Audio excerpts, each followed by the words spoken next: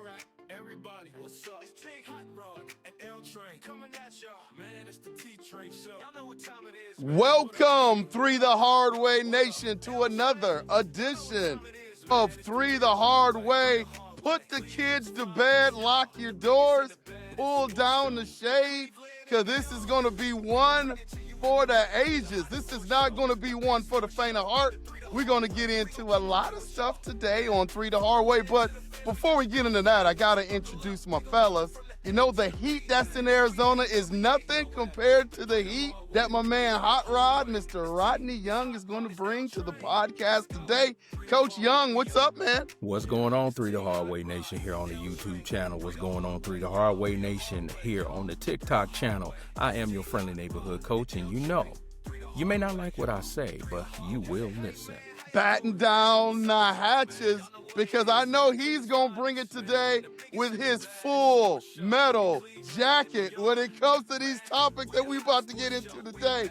Is the captain of our ship, Mr. Terrence Austin T. What's good, man? What's happening, fellas, and what's happening, everyone out there? Three the Hard Way Nation, TikTok Nation, everywhere. What's happening? Buckle up, let's go. Let's get this ship underway. Let's get it underway. Listen, man, I had to turn my phone off yesterday. One of my former players were getting married, so I had to go to her wedding. But my phone was blowing up all day, so I knew something significant must have happened with the Cleveland Browns. Came back home, watched the show, and then I said, you know what? I'm going to temper my emotions, and I'm going to keep everything solid for the show. I didn't really text anybody. I said, I can't wait to get on with my fellas. So let's talk about this Cleveland Browns game, man. You know, the light at the end of the tunnel. Cleveland Browns go undefeated for the preseason.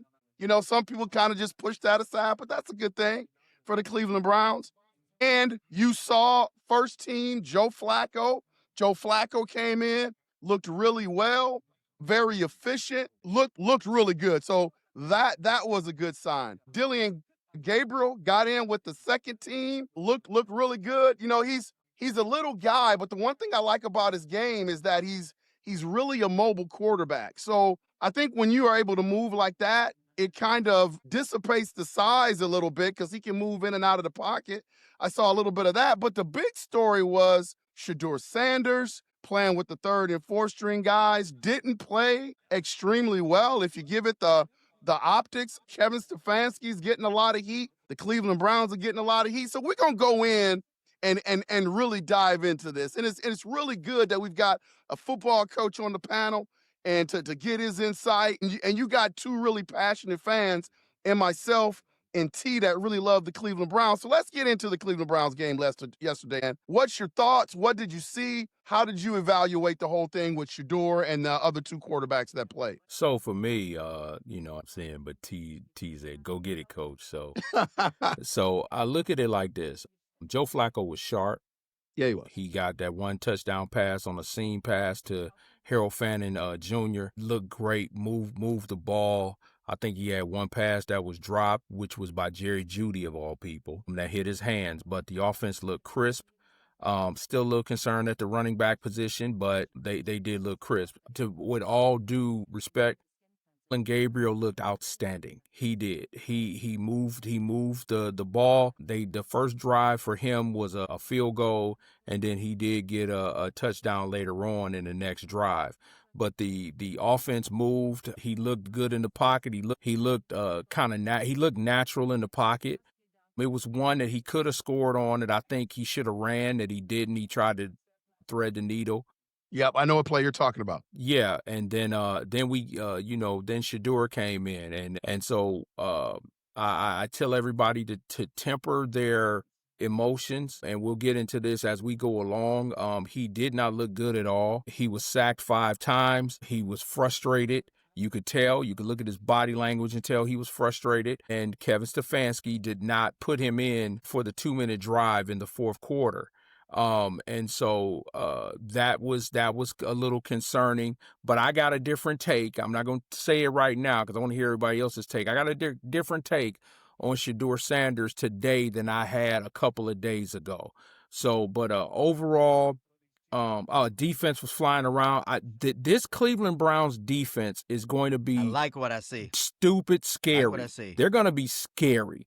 Mason Graham inside he's a mauler. Carson Schlesinger looks, I told you, he's got a Clay Matthews kind of look to him. He's a ball hawk. So, hopefully, I know Greg Newsome and Denzel Ward were hurt, so they did not play. Our center did go down in the first quarter I did not like that. Yeah. I kind of felt that, I know they were trying to get a rhythm, but that's the risk that you take in playing your starters in a preseason game. So we haven't heard any reports on any major injury with him, so we're waiting to see. And cut down day is coming, so I'm pretty sure there's going to be some cuts that's going to take place, some guys that we didn't think going to get cut are going to get cut. But overall, I think the Browns are ready.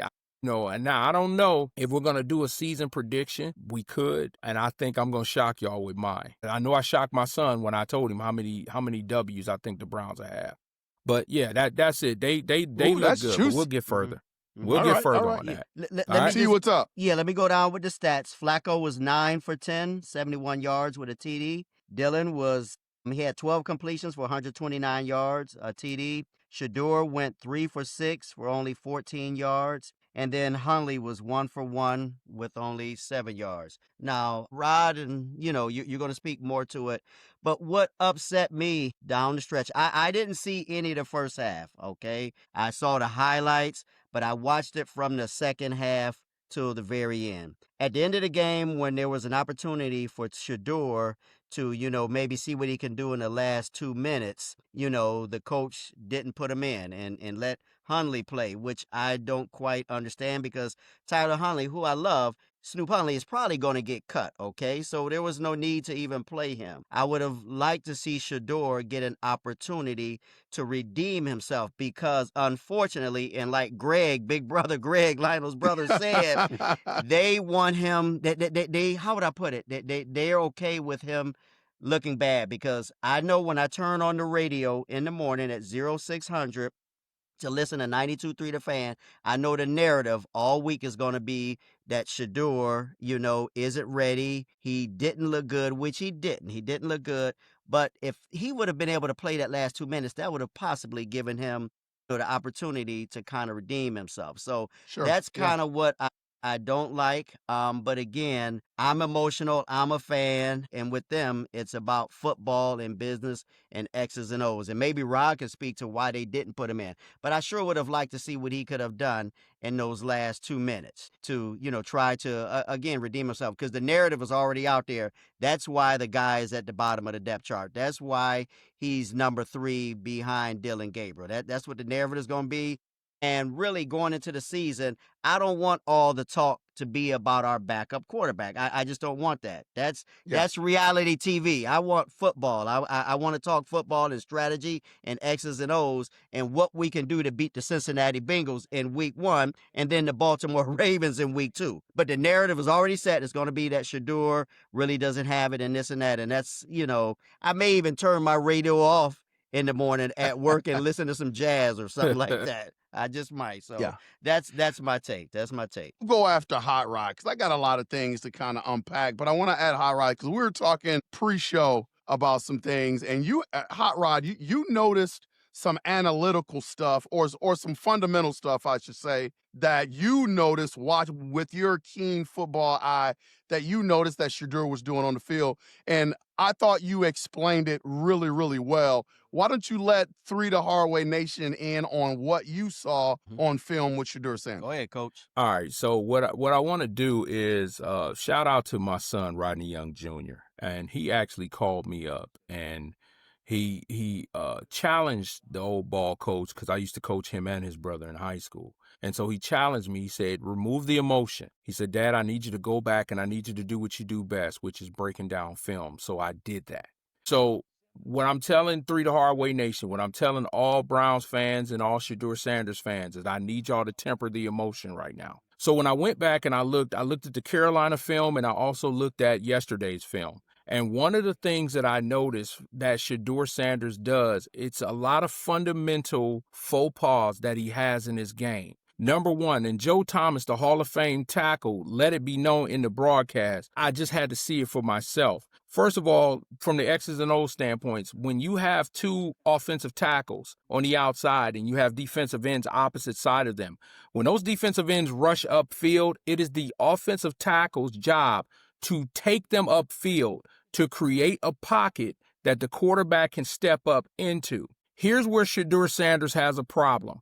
If you look at his film, he does not step up in the pocket. He actually drifts. And what that means is drifting is he takes too many steps backwards. So as the defensive ends are coming upfield and as the offensive tackles are taking them upfield, that the quarterback is supposed to step up into the pocket when he sees danger. He's got to step up into the pocket. Shedeur is not doing that. He's not stepping up into the pocket. He's actually spinning. He did it in Carolina and got away with it. He did it against the Rams and he lost 24 yards. What he did was he spins opposite of where the rush is coming, okay?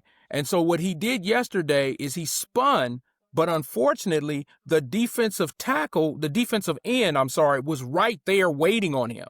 So then he spun back. Well, when he spun back, the opposite side defensive end was there. What Shedeur did was wrong. He should have stepped up into the pocket when he saw pressure coming because inside the pocket was constantly free, okay? That's the only time when a quarterback goes into immediate distress is when it comes up into what's called the A gaps, which is the two gaps opposite side of the center. So if it's coming up the A gap, the quarterback's got to go. He's got to run. That's immediate.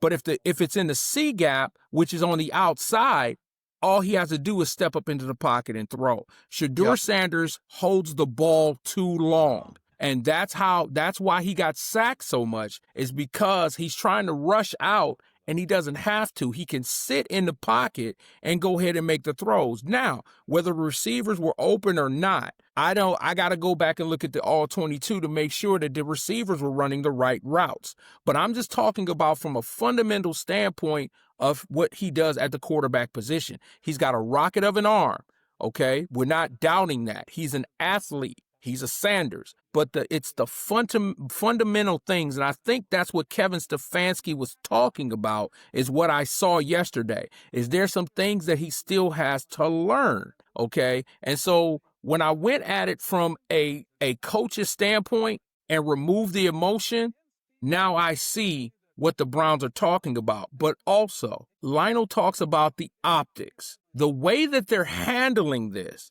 I think, is wrong. To T's point, you don't pull him out and not give him an opportunity to run the 2-minute drill. Right. You don't do that. That's a Kevin Stefanski thing. No one wants to see Snoop Huntley. Right. He's not going to be on this team. Right. So why would you throw Snoop Huntley out there? Now, we don't know if Shedeur had aggravated the oblique issue, but after he spoke after the game, he was actually looking for his helmet to go back in. He didn't know that Stefanski snatched him out. He expected to be in there. So there's some communication issues going on.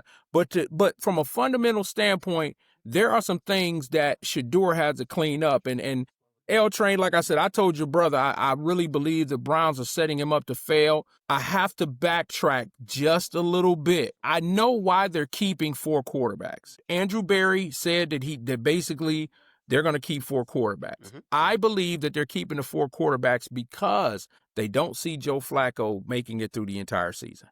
They don't see him playing 17 games. He's 40 years old. He's one hit away from retirement.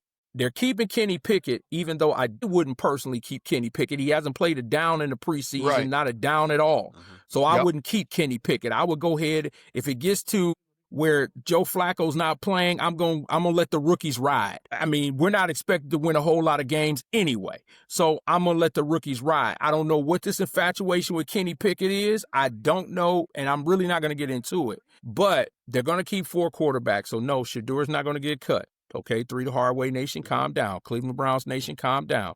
Shedeur's not going anywhere. However, Shedeur got some work to do. He's got a lot of work to do. And just watching it from that standpoint, I see exactly what the organization is talking about. Right. Before you go, L Train, how does this sound, Rod? My hopes is that we can ride, Flacco as long as we can go. Let's say if he can make it to at least week number 9, okay?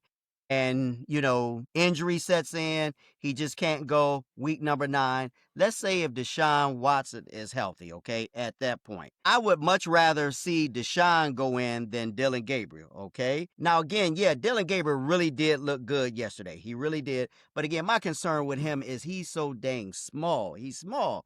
However, again, he was able to move the ball. He was able to get it done yesterday. He got it done in college. But let's say come week 9, Flacco can no longer go.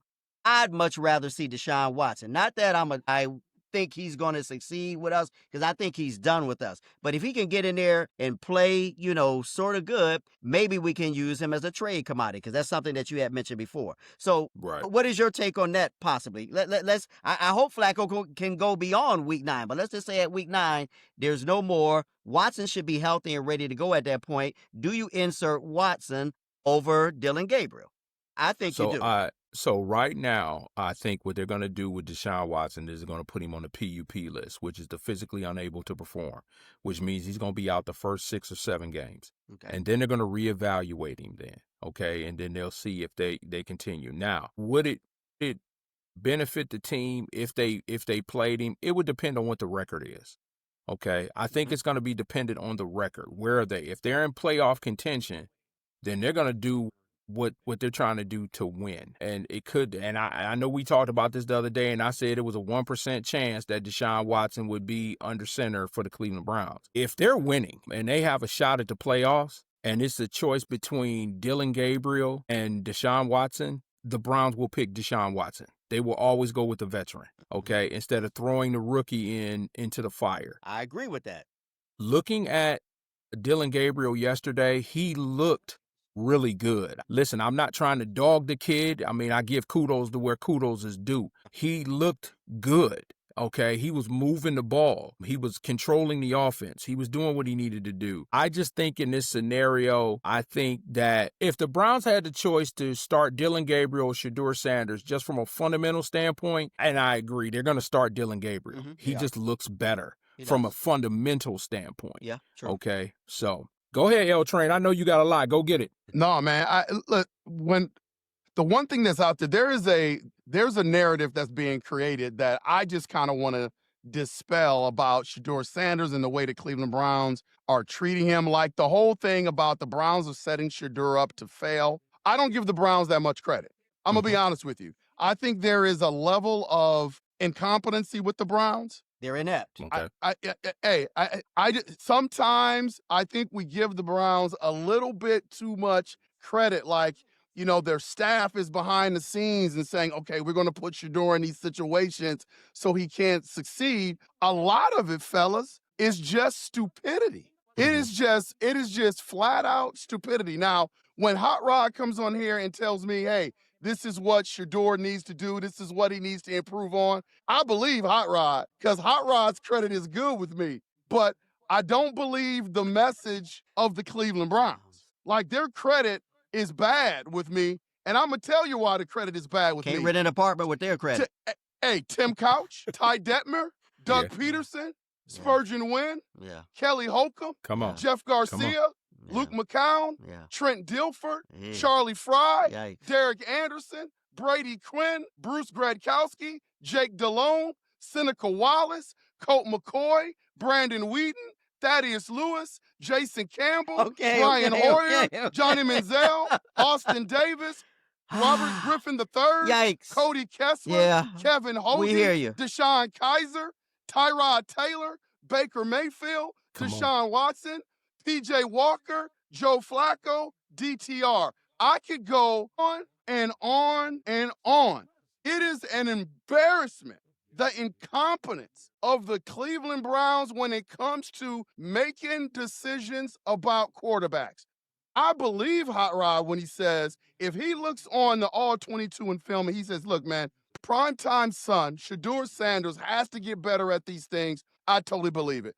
Most quarterbacks, 98% of quarterbacks that come from college, I don't care how good they are, they have some things that they need to work on. I remember one of my mentors up here in Wisconsin, Hall of Fame coach Eddie Andrus. He taught me not to get enamored with stats. he taught me to look at all the intangible stuff, especially when it comes to recruiting, body Right. language, Right. how the player looks on the bench. When things go bad, does the player come back for that? And it really shaped me as a coach. Here's what I don't like about the Cleveland Browns, because I pay attention to the optics. Very rarely does stats impress me. Here are the optics. Notice when Dillon Gabriel was in the game, every time he came off, he had somebody in his face instructing him, Yeah, and I he was agree. on the phone. I agree. He was on the phone. Shedeur comes off. I didn't see Shedeur pick up the phone. Maybe he did. And I got it from a great source of someone that's played in the league. Once you get to that third preseason game and you're in there for like with the third and fourth stringers, like nobody is really engaged other than the guys that are trying to get stuff on film so they can go to other teams. Right. But again, I disagree with putting Shedeur in that type of environment. Shedeur, not that he will be the franchise quarterback of this team, but I think it's safe to say he has a chance. Yeah. Mm-hmm. And so if all the fundamental things that Hot Rod say is wrong with Shedeur and that he needs to improve on, then he needs to be coached up. Right. Because potentially, I can tell you this, and I don't know crap about football, his skill set and his talent is better than Dillon Gabriel's. Right. Dillon Gabriel, system-wise, fundamentally, may be better than Shedeur right now. That's safe to say. I mean, he showed a lot yesterday in that game. And it's hard because I don't even want to make this about Dillon Gabriel. I think Right. the things that's going on with the Cleveland Browns, a section of the Browns fan base, puts a lot of heat on Dillon Gabriel, and it's not about Dillon Gabriel. Dillon Gabriel is just Right. going out there trying to make the team. Right. But I think Shedeur has to be put in environments where he can succeed. If you're going to call it a true quarterback competition, things have to be somewhat equal, and they haven't been. No. Dillon Gabriel has not had an opportunity to play with the 3s and the 4s. Mm-hmm. He's only played with the 1s and the 2s. So that makes a difference when you're out there playing. I can't put away the emotions because I'm 52 years old, and 52, and my dad was a passionate Browns fan, and before I die, I would love to see the Browns make it to the Super Bowl. Oh yeah. Hot Rod T, if My they dad was get this, too. yep, if they get this wrong, and they put Dillon Gabriel, who may be ready and may not be ready, ahead of a potential franchise quarterback, we may not ever see a Super Bowl, fellas. We may not ever see a Super Bowl in Cleveland. That's where my emotion comes from. T said it best, and I'll end with this. T said it best. I don't care who's quarterback. I just want to see the best quarterback out there. That's it. That's what Under I want to center. see. That's all I say. want. And I just want the Browns to get it right. And this seems to be the embers of a disaster like they always had with think about this. Every single quarterback that I listed was highly touted and said he was ready to play. Right. So they got it wrong. And I just want them to get it right, fellas. That's all. I just want them to get it right. Wow. So for me, and that Well was said. well spoken. Yeah, well said. And like I said, for me, the reason that I can get away from the emotional side of it is because I've been there. I've been on the sideline. I've been on the field. I've had to do talent evaluation. I've had to make those big decisions on who am I playing here and who am I not playing there. And so I've had my favorites, and sometimes my favorites weren't my starters. My favorites were my backups. Yep. I had to, and like I said, it even took my son to tell me, hey, Pop, remove the emotion. And so because I've done that, now I can see it for what it is. I do agree with you, Lionel. I do agree with you, L Train.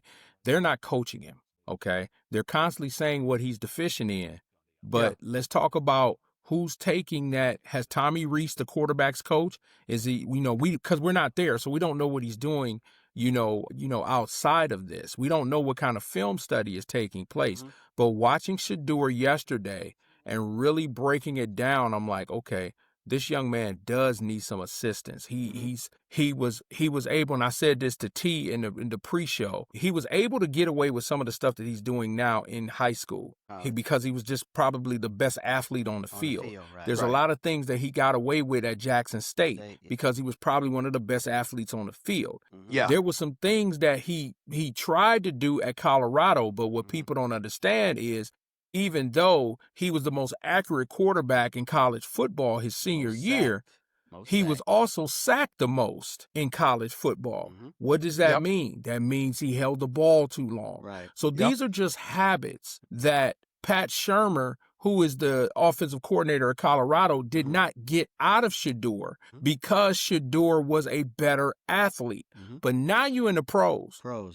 Everybody's good athletes. So the things that you're doing, here's the thing to sum it up. Last week, he went to Myles Garrett. I don't know if y'all saw this film. He went to Myles Garrett and he said, hey, that little spin move, would that work on you? And Myles said, no. Wow. And Myles broke it down to him. He said, so what is your target? What are you looking at?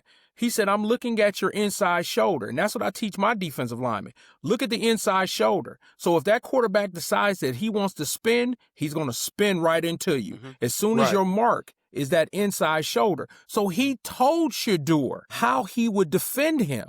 And for Shedeur to go back out next week and try it again and lose 24 yards, that means he kind of didn't listen. Right. Okay? Right. When you have a surefire first ballot Hall of Fame defensive end telling you that's not going to work in a game, son. Work now. You did. And he told him, he said, you did it twice, which was unheard of. But he was telling him, don't do that because this is how experienced defensive linemen are going to attack you. So what I'm saying is, you're right, L Train. He's not being coached up, and that is the fault of the Cleveland Browns. You ran through I'm surprised you didn't say Bernie and Brian Sight, bro. You ran through all You of forgot them. about Mike Fitz. Okay. Yeah, you forgot about Paul McDonald. You know what I'm saying? You forgot about Gary Danielson. Yeah. Okay. How about Mike Pagel? You forgot about all those guys. Okay. But what you're saying is, as an organization as a whole, they have not made good decisions on quarterbacks. Okay. And that's true. Now you have 4 in camp. So what I'm saying, and I think what you're echoing is Kevin Stefanski has 4 quarterbacks. One of them won't be back. We know that's Joe Flacco. So out of those 3, Kenny Pickett, Dillon Gabriel, and Shedeur Sanders, you better find at least a quality starter or backup out of those 3. I do not have confidence in Kevin Stefanski. I don't. I said it last week. I think he's a car salesman. I don't believe anything that comes out of his mouth. He talks out of both sides of his mouth. I don't believe anything that comes out of his mouth. But like I said, I'm watching film. And with Shedeur, there are some things that he does need to clean up. There's some things that he's got to clean up. He's got to get better at. Yeah. You know, it's unfortunate that the NFL isn't set up like the NBA, like during the season, you know, Shedeur could go somewhere and be playing to work on those things. You know, like in the NBA, they got the G League. So at the same time the NBA is running, you know, the G League is up and playing. You know, football isn't built that way. They used to have the World League. That's what the World League was. Yeah. And unfortunately, you know, there's nothing like that where he can hone his skills and get better and this and that. Because, you know, everything what you're saying is true. He does need some work. But now with the season about to start, you know, how much work will he get? But, you know, you spotted his flaws and they are numerous in number.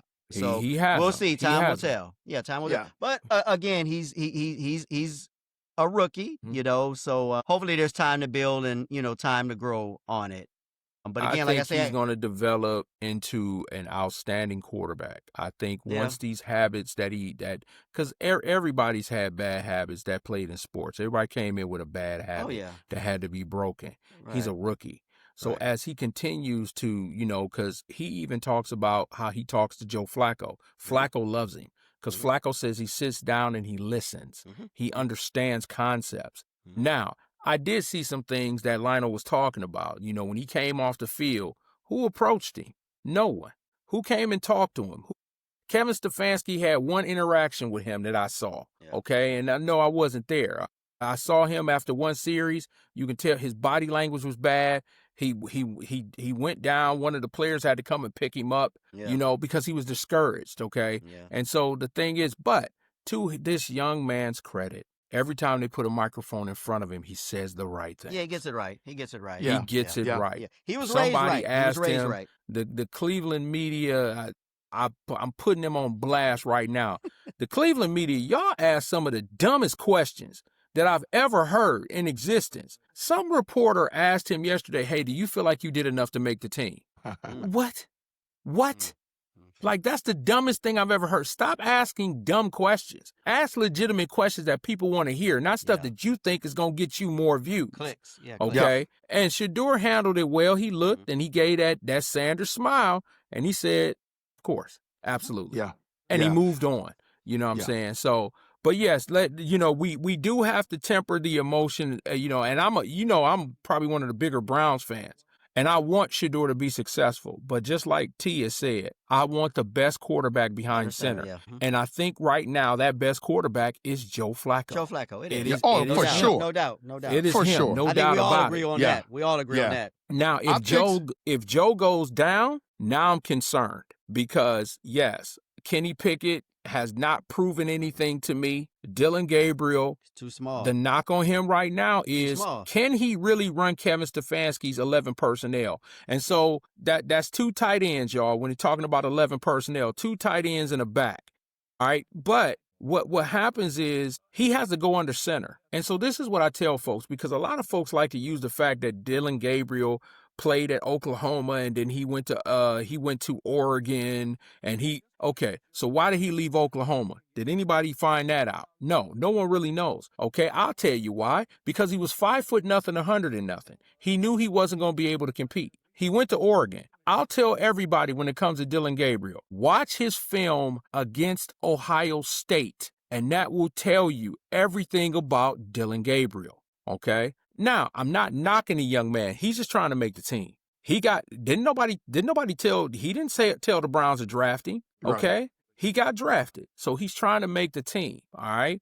And, so I'm really not trying to drag him in it, but I want people to understand that there are some flaws in Shedeur's game. And I think he's smart enough, he'll be able to fix it. No, I think your insight is real good, man. When you were talking to me during pregame, like all the stuff, you broke it down, and it really gave me a visual of some of the things that may be going on downfield, his footwork, how he should step up in the pocket, all of that kind of stuff.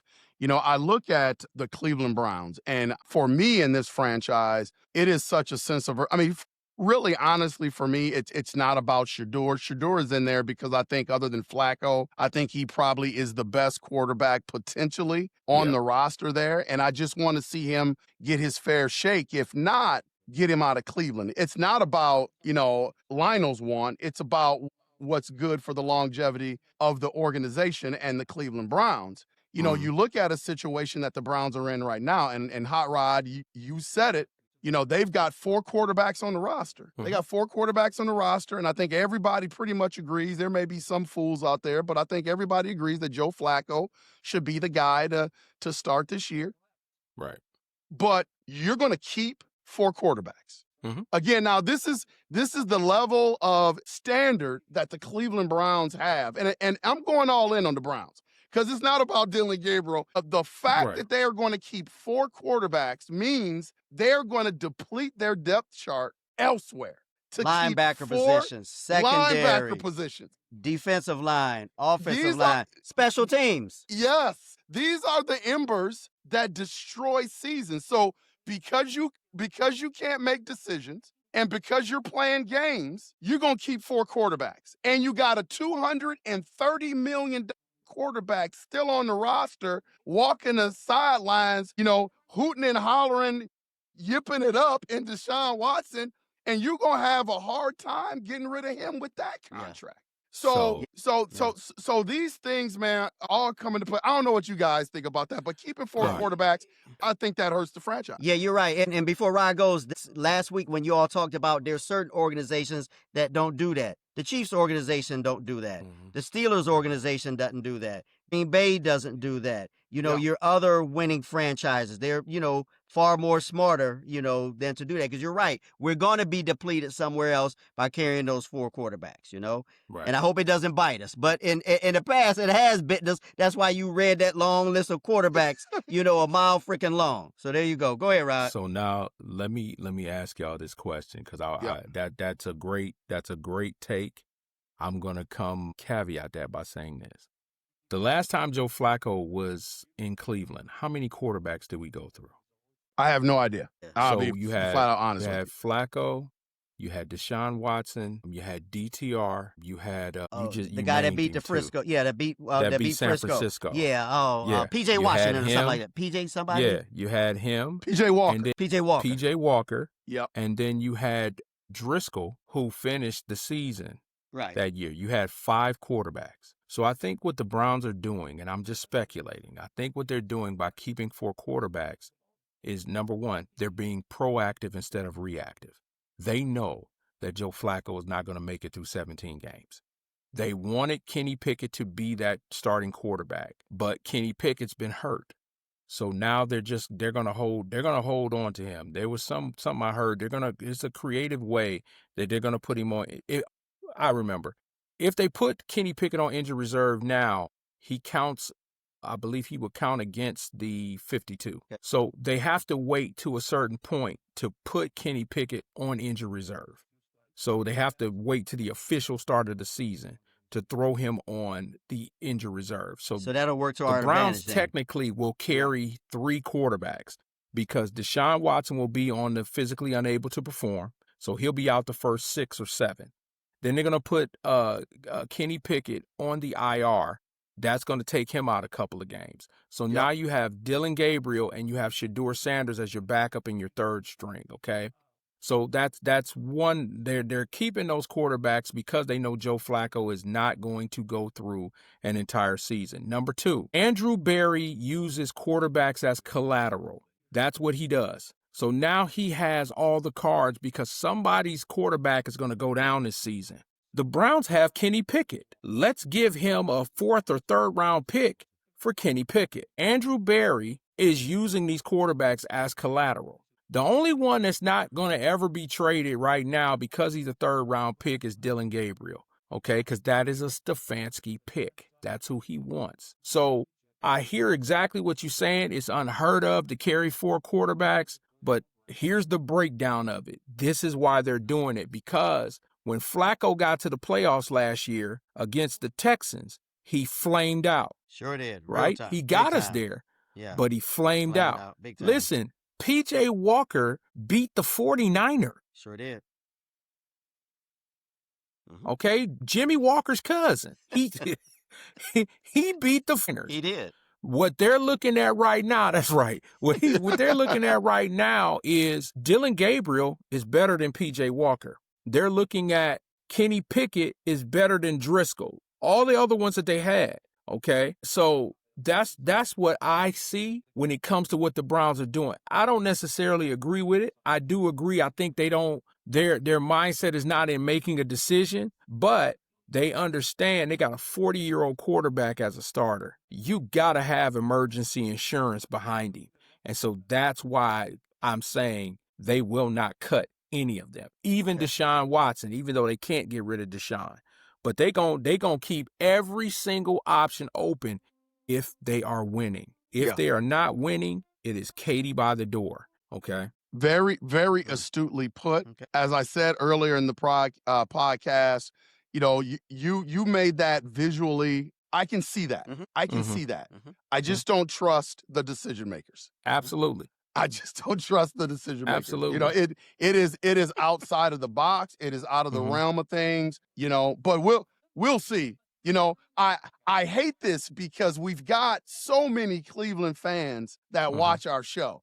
And I hate bringing the negativity to the podcast, but I want to open some eyes to what's going on, and I just want to get people ready, in my opinion, to be disappointed. I hope I'm wrong. But I see the embers. I'm seeing the embers starting to flare up, just like I've seen many times before. But I hope I'm wrong. I want to touch on this, fellas, really quick. Obviously, we lost Nick Chubb, to the Texans. What do you think about the Cleveland Browns running game? I mean, I've seen some flashes of it being pretty decent, but I've also seen games where it just hasn't been consistent. Where do you look at the Cleveland Browns running game? How do you think it's going to be going into the season? Well, are they going to sign the kid? What's his name that got in trouble? Are they going to sign him? Quinshawn Junkins. Yeah, what are they waiting on? Are they waiting to see how many games the league is going to suspend him? Could that be a part of it? Is that what the waiting game on? Because we need him. We need him. I mean, we definitely need him. But is that going to be a quick thing? Because I know Jordan Addison got in trouble last year for his DUI violation, and it took a year for them to work that thing out, and he's just getting suspended this year for the Minnesota Vikings. Okay. So what they're going to do, what's happening right now is because Junkins has still not signed his deal. And so what the Browns have done is they've cut off talks with him because they know that I didn't know that. Yeah, they know the league is going to suspend him. So, and if he were to sign his contract and then get suspended, he goes against the 52-man. So if he gets suspended now, he doesn't go against the 52. Okay, so the Browns are going to wait it out. They're going to wait to see if he's going to be suspended, which he probably will. So once he is suspended, then the Browns will negotiate a deal. He will not count against the 52-man roster. So that's why they're dealing with that. Dillon Sampson, the young man from Tennessee, I like him. Yeah. I like how he looks. He's kind of a scat back. He's not an in-between-the-tackles kind of guy. Mm-hmm. Right. Then they have a guy, I hope that they keep, last name is Thompson, number 39. That young man is a rumbler. I like what he brought to the table. I watched him the entire preseason, and he's doing his thing. He might be a practice squad guy, but the Browns could use him. They are looking elsewhere for running backs. I know I had heard that they were talking about Travis Etienne, who is with Jacksonville. Jacksonville, yeah. And they were talking about Robinson, who just got traded from your Commanders. Okay. Yeah, the Commanders traded him. They were looking at Brian Robinson. So they're looking on the outside. I also looked at some preseason stuff from Nick Chubb. And being honest, he's still a step behind. It's going to take him a little while longer. So I get it. And as much as I love Nick Chubb, once again, guys, I'm into now because it's football season. I am into football mode. And in football mode, I analyze everything. And so looking at Nick Chubb from an X's and O's standpoint, he is a step behind. However, in that running backs room and with the Browns, it wasn't about his physical makeup. It was about who he was as a person. Yeah, his leadership. He was a grown man. He was a leader. And Lord knows the Browns need some leaders. Need a leader. Okay. Because their $40 million quote-unquote leader is not a leader. He's not a leader. Okay? He's a race car we've driver. Talked about that. Yeah, right. He ought to be.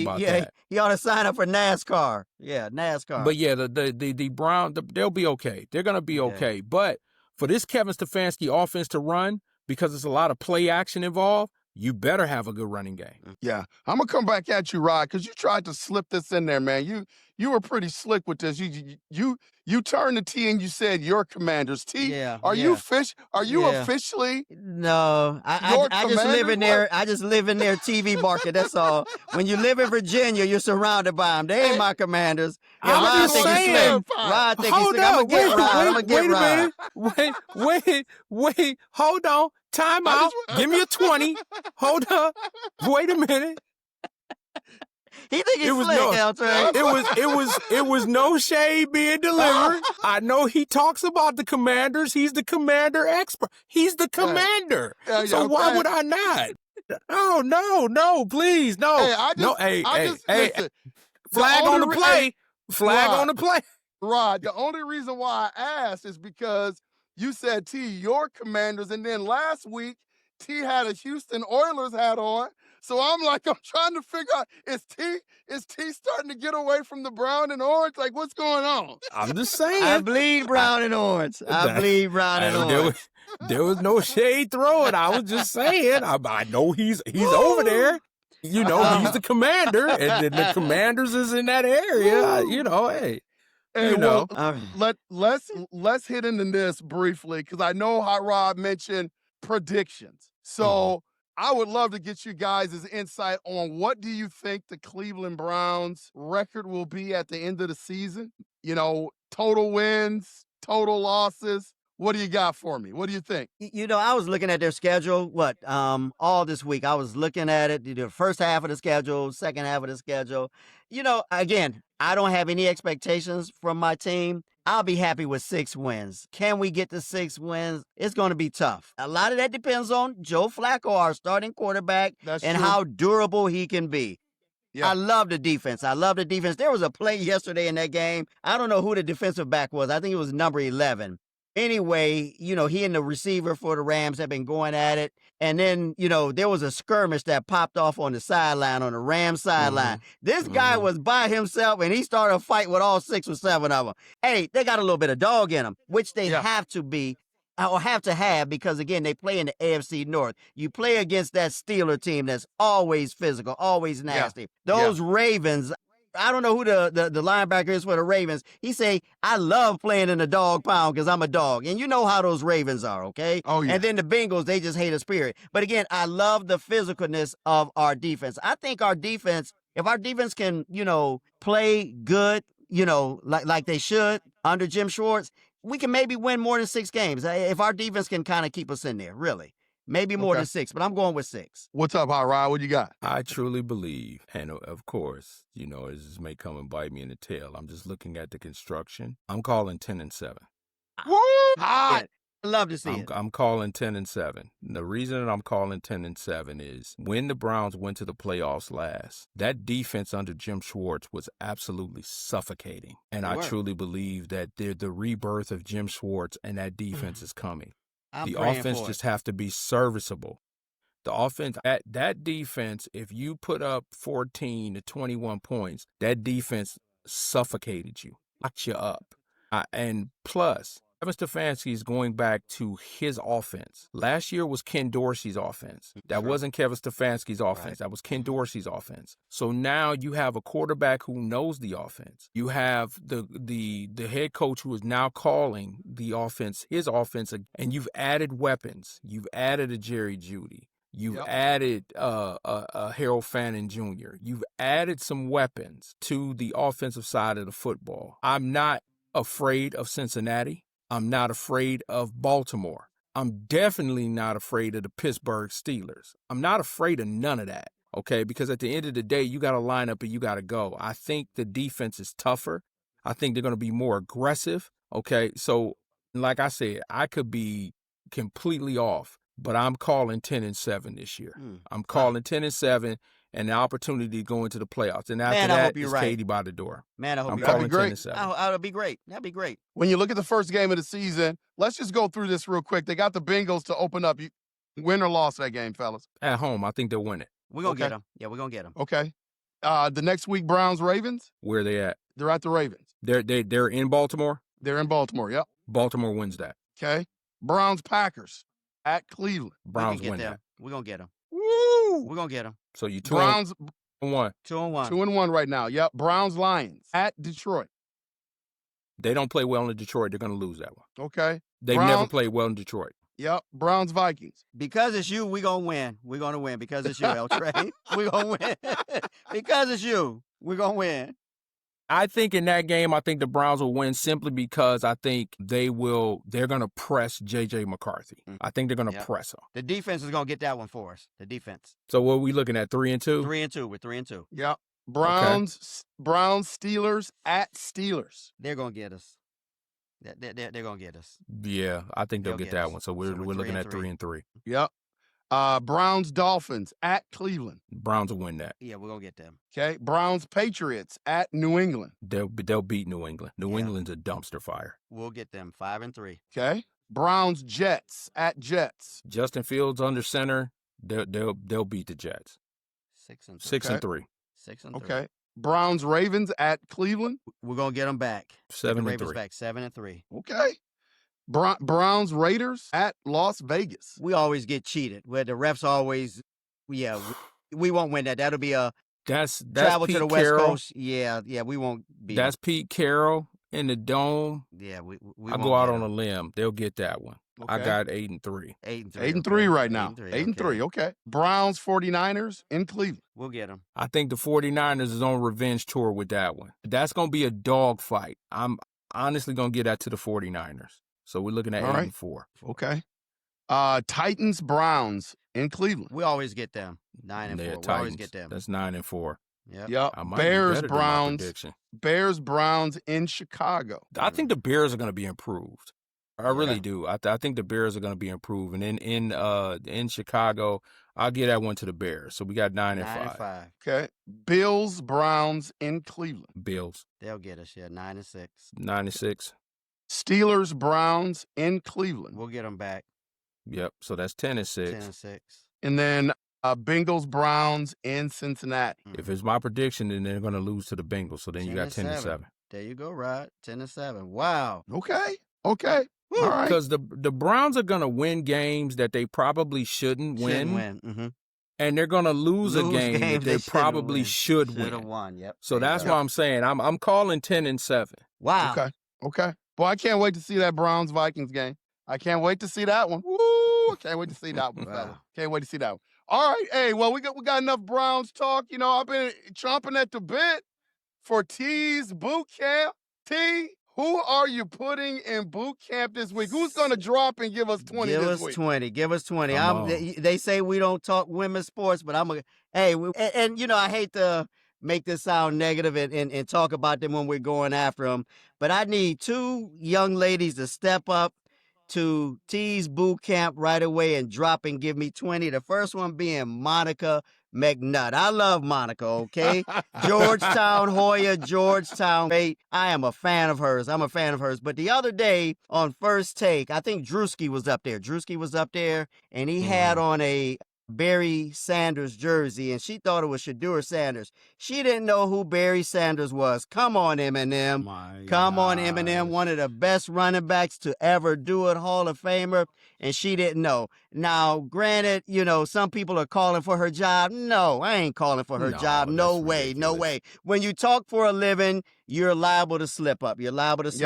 But Right. drop and give me 20 for not knowing. She don't have to give up her job. She got to give it 20. Yeah, she deserves to keep her job because she's great at her job. She is great at her job. Oh, yeah, she but is. not knowing She's who really the great Barry Sanders, you know, is and was and is, shame on her. So Monica, give me 20. And the other one, going to the WNBA, my girl Aisha Wilson, okay? Wilson, drop and give me 20. The other day, post-game conference, she got some, I don't know what it was she had on her head, but she had her cell phone right there, and her mom had to call and say, girl, take that thing off your head, okay? Take it off your head. Mom had to get on her. And you know what I loved? She respected mom, and she did just what mom said, okay? That's right. Yeah, so you drop and give me 20 for having that head rag or do-rag or whatever on your head on national TV, and mom having to call you out. So those 2 come to T's boot camp and give me 20 and leave being a better person. There you go. Come on. Drop and give them 20. Give them T's 20. That's it. boot camp. Nice job, T. All right, it's time for start 1, bench 1, cut 1, race 1. Man, the pressure is on, man, because you guys have been bringing it. I've got to admit, I've been called soft. I've been, my takes have been soft.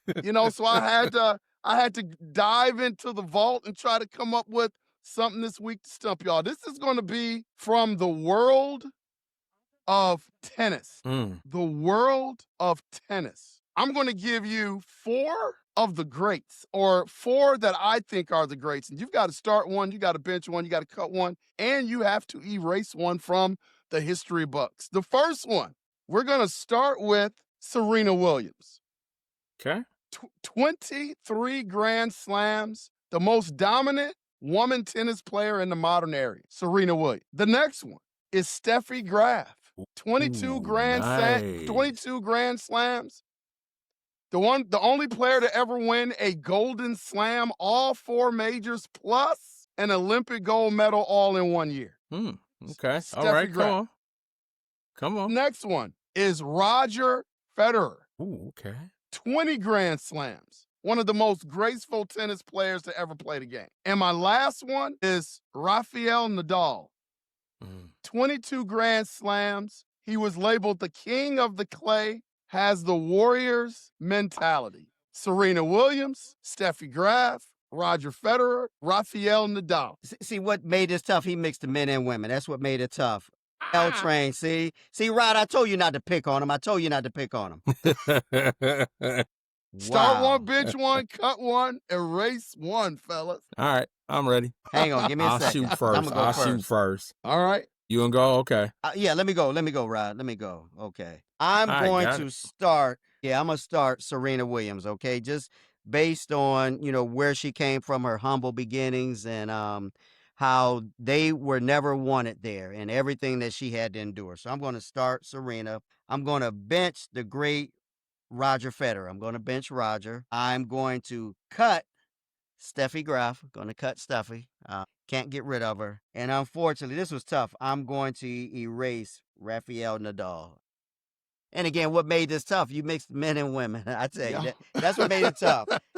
Rod, don't pick on him next time. Leave the host alone. So start Serena, bench Roger, cut Steffi, and erase Rafael Nadal. Okay. Those are mine. All right, so I'm going to start Serena Williams. I'm going to bench Steffi Graf. I'm going to cut Roger Nadal, and I'm going to erase Roger Federer. Don't ask me why. Listen, it's hard to get rid of great. I know. Yeah, it is. It's hard. I know. But for the sake of this exercise, I'm going to erase Roger Federer. Wow. Okay. All right. Not bad, fellas. Not bad. I will start Serena Williams. So I think we're all in agreement with that. I will start Serena Williams. I will bench Roger Federer. Okay. Same as me. Yeah. I will cut Steffi Graf. And I will erase Rafael Nadal. We were exactly the same, L Train. Yeah, man. That's tough. I was right there with you. Wow. That's tough. It's hard. The hard thing about this, fellas, is, I always try to put myself and really think about the erase part. Because you're talking about this person never existed in whatever particular sport that we're talking about, man. That is tough. Wow. That is tough. Wow. That is tough. But that was a good start one, bench one, cut one, erase one. We'll have Hot Rod up next week. And then I'm also going to reach out on the community page to get one from the fans.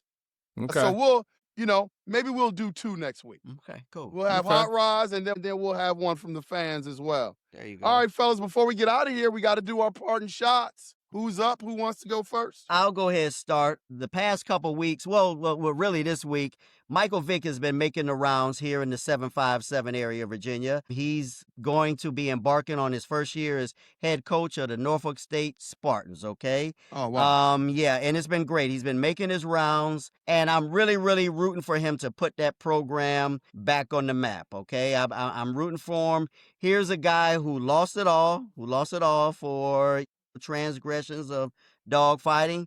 He paid his dues. He came back and got things right with PETA and with most animal lovers. So again, he paid his dues, paid his time, and now he's on the comeback. And I'm really, really rooting for that guy. I really, really am.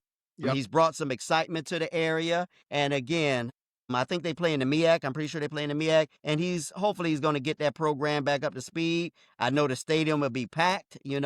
Myself on Saturdays, I'm going to go to check him out, not only to see what he's got going on the field, but to listen to that band, that great Spartan band. I have a couple of kids that I mentor that play, with the band. So I'm really looking forward to that. But I want to shout out Mike Vick, again, who, was down and has come back, paid his dues, and doing great. And I pray nothing but the best for him with that Norfolk State Spartan program here in the area. That's mine. Awesome. So my parting shot is to Micah Parsons of the Dallas Cowboys. And we'll speak further on this hopefully next week. But I got information that Jerry Jones did a Stephen A. Smith's podcast, and he broke down the whole Micah Parsons negotiation. And I'm giving a shout out to Micah Parsons just to say this. Brother, go get your bag. Quit playing games. Come on now. You're playing hardball with the hardball expert. Don't do it. Don't mess yourself up because you listening to people who at the end of the day ain't got to go out there and perform. Right. You're the one that have to do that. Right. You're the one that put in the blood, sweat, and tears, the weight room, all of that. So if you got a contract that's negotiated with Jerry Jones and you good with that contract, let your agent know that you good with it. And if he don't like it, then you could always let go of your agent. Exactly. But go get your bag, brother. All right? So my shout out is to Micah Parsons to make the right decision. Great one, man. That's a good one. That's a good one. Two good pardon shots. My pardon shot this week goes out to football coach at Bangor High School, Brad Tucker. Passed away unexpectedly. One of the great football programs in this area.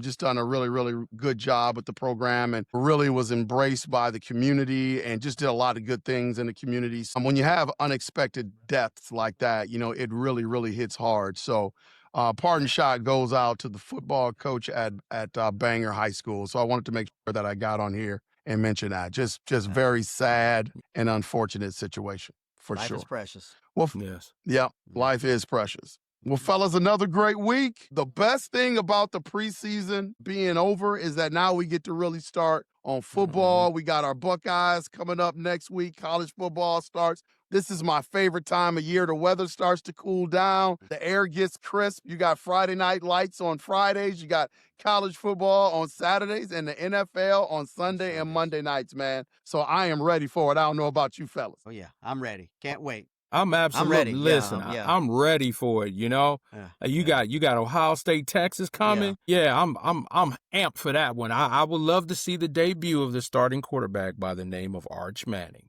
Let's see what he does against the Buckeye defense. Oh, yeah. That's it. Yeah. Usually I'm still holding on to baseball, but the Guardians are terrible. Ever since they got swept by the Braves last week, they've just been on a tumble downhill. So I'm done with them. I'm done with the Guardians. I love them. They're my team, but I'm done. Baseball, I'm out on. So I'm ready for college football, and I'm ready for football. I really am. And NBA training camp or whatever they call it. I'm ready for those guys to start gearing up. I'm ready for them. But I'm done on the Guardians. Wow. We'll see you next spring.